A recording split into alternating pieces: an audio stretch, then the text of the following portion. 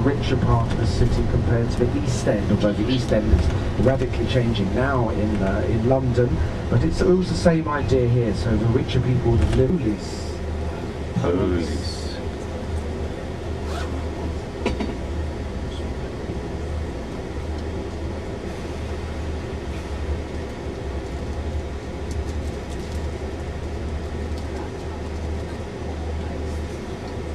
And if you look at the names, there's some of the famous sons of the university, Lister and various others. The dinosaur is just there on the right, almost the Loch Ness Monster.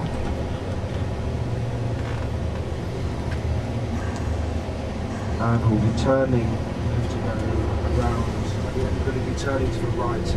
This gatehouse on the right-hand side is part of the original university buildings, built in 1451 and then moved here when they moved the university. And straight ahead is the Gilmore Hill Centre, which is where they have television studies there, but it's also used for the degree centre. Let's go. Kelvin Grove Park. Let's go. So if you look up to the left, you'll see some of the very elegant terraced housing, Georgian housing up there on the hillside.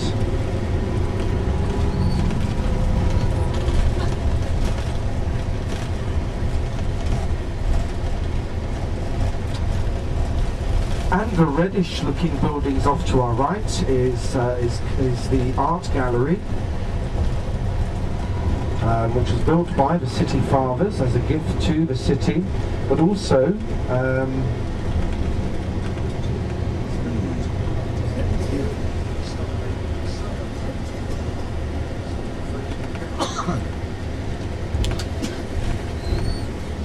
cricket? Yeah. Croquet, we call it, yeah. Oh.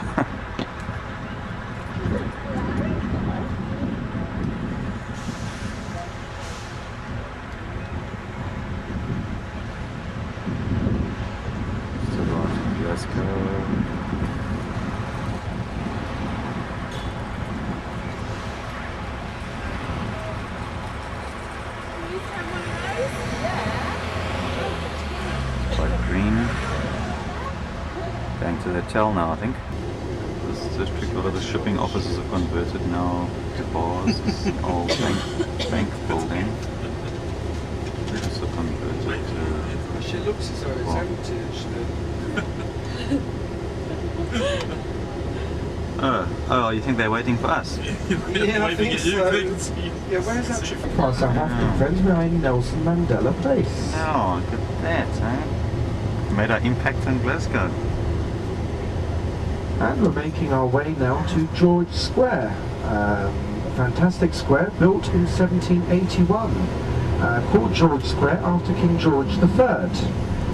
King George III, though, proved rather George Square. That's Rabbie Burns there, on the immediate right, set back a little bit from the road. This bank on the corner is now also a bar. Over 1,000 pubs in Glasgow.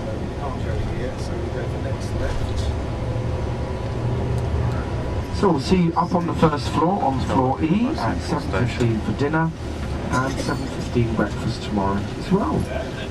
Here's our hotel. There we are, and there's a nice statue of a fireman outside, commemorating the firemen of the city, both in the First and Second World Wars. Saturday morning, there's our hotel we just left. Massive rooms and like 150-meter corridors. It's all pretty old buildings in this area. We're right in the centre of town, and we're now going to be heading towards Gretna Green and down to England today. So it's just leaving Glasgow still. No trees, just rolling hills. Still about an hour away from Gretna Green.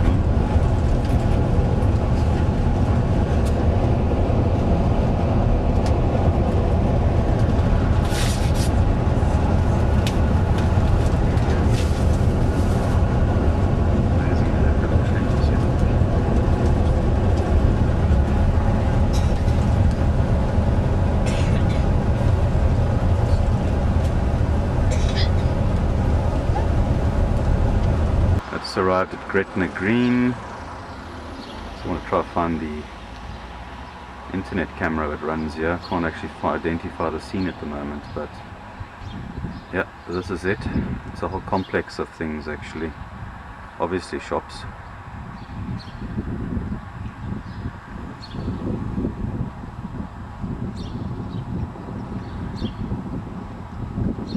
I don't have very much time here. It's only 14 minutes, which is quite short actually.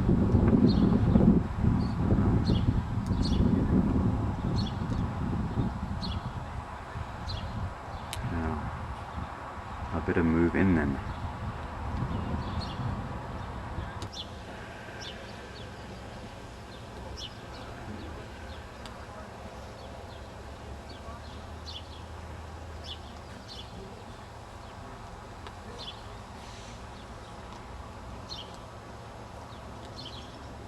Can't find the internet camera, so I don't know if it's maybe that Conrad thinks it might be Gretna Hall. There's nothing that's too familiar here actually.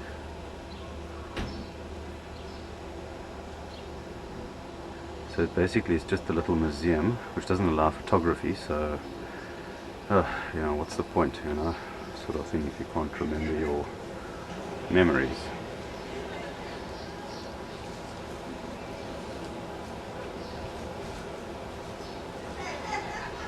Head for the anvil, it says.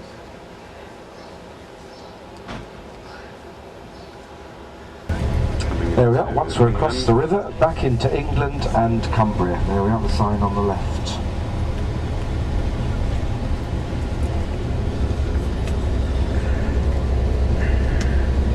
Back in England. Let's see, grass edges again. You've had Yeah, I've had it, thanks, yeah. I didn't have it, but I've read the book.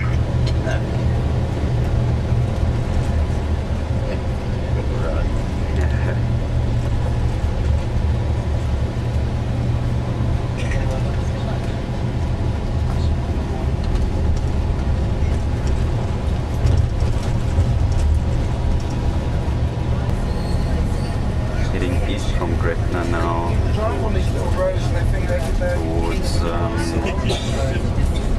Newcastle, and then after Newcastle we're heading down to Durham.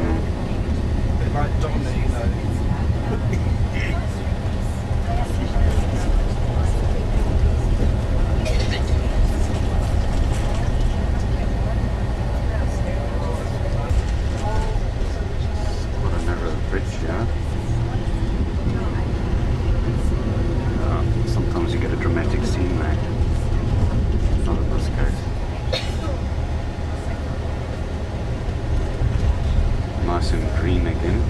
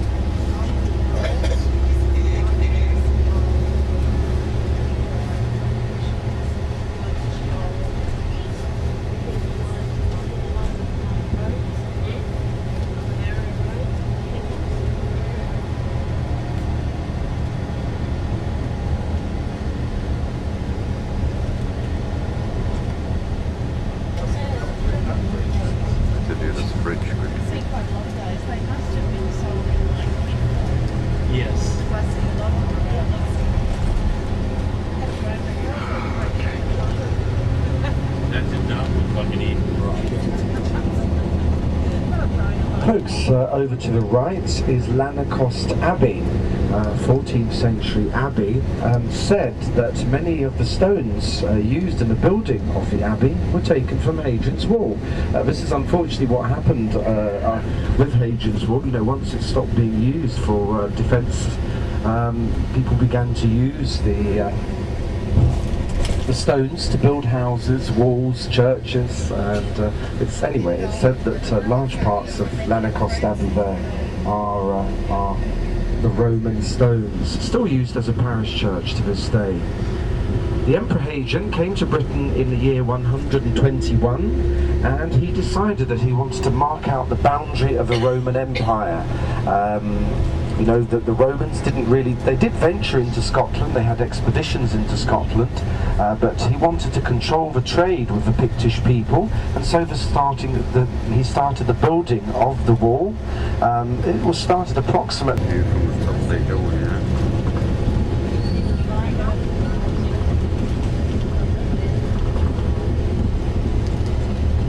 Folks, we're passing parts of the wall now on the right-hand side.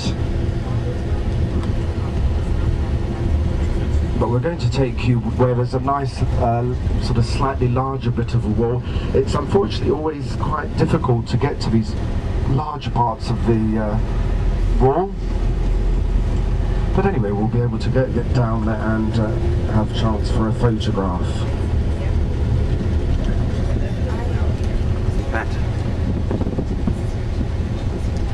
Romans did have their own form of cement. They used to use lime in the building of the wall, and they used rubble on the inside of it. Standing here by Hadrian's wall. See the original wall here. See, it stretches on over there in the distance. Not very high now anymore.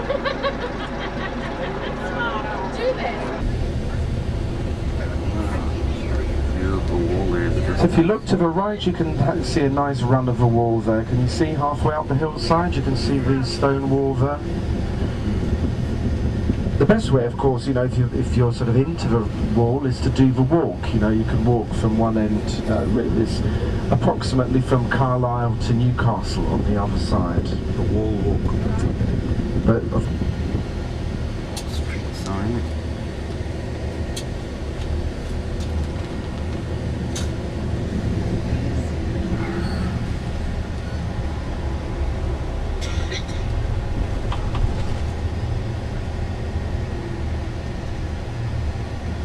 Quite a few bikers we've seen.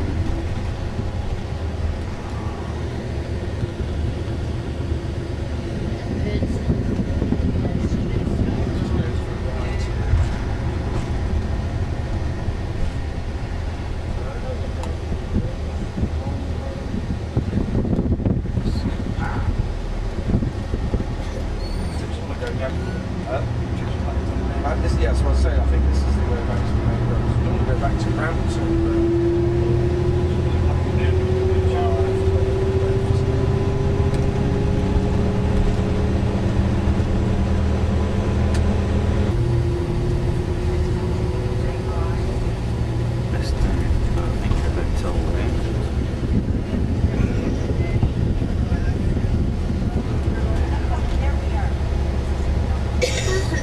Raining is just clearing in a bit now though, but it's time to change tax. Newcastle 20